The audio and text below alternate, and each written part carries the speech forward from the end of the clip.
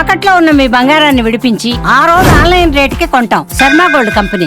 సునీత భూమి మీదకి వచ్చేశారు. ఎటువంటి ఆటంకాలు లేకుండా సునీతతో పాటు విల్మోర్లు అంతరిక్షం నుంచి నేలకు దిగొచ్చారు.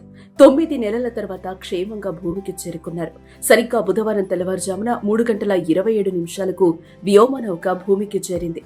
గంటకు 116 మైళ్ల వేగంతో 4 పారాచూట్ల సాయంతో గురుత్వాకర్షణ శక్తిని తట్టుకుంటూ ఫ్లోరిడా తీరంలో క్యాప్సూల్స్ సురక్షితంగా దిగాయి. భూమికి సురక్షితంగా చేరుకున్న అనంతరం సునీత విలియమ్స్ బృందం అందరికీ హాయ్ చెప్పింది. తర్వాత సహాయక సిబ్బంది బృందం భద్రతా పరీక్షల అనంతరం డ్రాగన్ కాప్సూల్స్ ను తెరిచి లోపల నుంచి వ్యోమగాములను బయటకు తీసుకొచ్చారు. ముందుగా నిఖేగ్ గోర్బునోవ్లు, వారి తర్వాత సునీత విలియమ్స్, విల్మోర్లు బయటకొచ్చారు. స్ట్రెచర్ పై వారిని ఎక్కించి లోపలికి తీసుకెళ్లారు. వీరిని హ్యూస్టన్ లో జాన్సన్ స్పేస్ సెంటర్ కు తరలించి వైద్య పరీక్షలు నిర్వహించారు. గతేడాది జూన్ 5న వారం రోజుల పరిశోధనల కోసం అంతర్జాతీయ అంతరిక్ష కేంద్రానికి వెళ్లి అనూహ్యంగా అక్కడ చిక్కుకున్న భారత సంతతికి చెందిన నాసా సునీత విలియమ్స్, విల్మోర్లను తీసుకురావడానికి స్పేసెక్స్, నాసా సంయుక్తంగా క్రూ 10 మిషన్ చేపట్టాయి.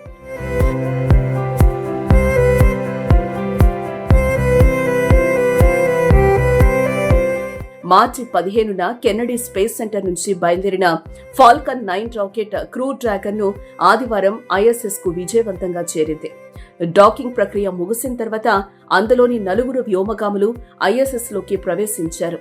భారత కాలమానం ప్రకారం మంగళవారం ఉదయం 10:15 తిరుగు ప్రయాణం అయ్యారు. 17 గంటల అనంతరం డ్రాగన్ క్యాప్సూల్ భూ వాతావరణంలోకి బుధవారం తెల్లవారుజామున 2:41 ప్రవేశించింది. తొలుత గంటకు 17,000 మైళ్ల వేగంతో వ్యోమనౌక భూమి దిశగా పయనించింది.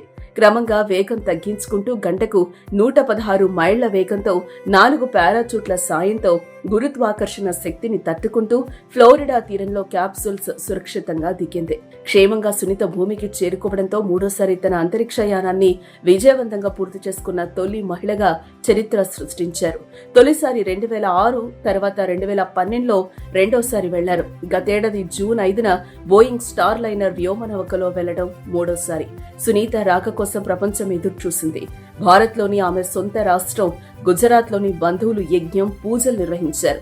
ఆమె నేలకు దిగిన వెంటనే అంత ఆనందంలో మునిగిపోయారు.